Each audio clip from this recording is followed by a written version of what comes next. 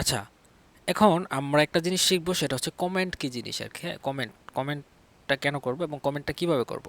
So HTML এ কোনো জিনিসকে comment করার জন্য আহ, কি ইউজ করতে পারি, কন্ট্রোল স্ল্যাশ যদি আমরা ইউজ করি কিবোর্ডে,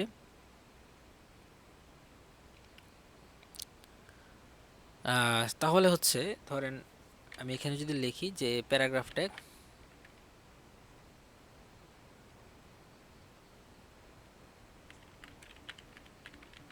হ্যাঁ, এটাকে যদি সেভ করি দেখেন এই যে প্যারাগ্রাফটা কিন্তু কোথাও দেখাচ্ছে না আর কি, এটা দেখাচ্ছে প্যারাগ্রাফ কমেন্ট। যদি এখানে লিখে রাখি কমেন্ট, কমেন্ট। সো কমেন্টটা আমরা কেন লিখবো আর কি, এটা হচ্ছে যে পরবর্তীতে কোনো ডেভেলপার যখন আমাদের কোডে কাজ করবে, সে যখন খুব ইজিলি এটা বুঝতে পারে যে এখানে কি কাজ করা হয়েছে, হ্যাঁ, কোন কোডটা কী জন্য লেখা হয়েছে।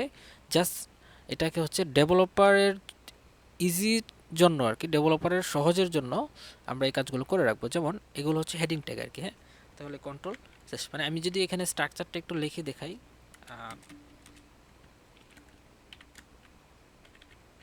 হ্যাঁ, এর ভিতরে আপনি যা লিখবেন সব কিছু কিন্তু কমেন্ট হয়ে যাবে। এখানে যদি লিখি যে হেডিং টেক্সট, হ্যাঁ।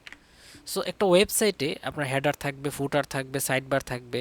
তো হেডারের কোডের আগে আপনি লিখে দিবেন যে হেডার স্টার্টেড, হেডার ইন্ডেড, তারপরে হচ্ছে side bar start, side bar end, হ্যাঁ, footer start, footer end. That means পরবর্তীতে কোনো ডেভেলপার যখন কোডে কাজ করবে, তার জন্য জিনিসটা বুঝতে সহজ হয়ে যাবে আর কি। সো এসটিএমএল কমেন্ট লেখার স্ট্রাকচারটা হচ্ছে এটা। এভাবে আমরা কোনো একটা লেখাকে কমেন্ট করে রাখতে পারি।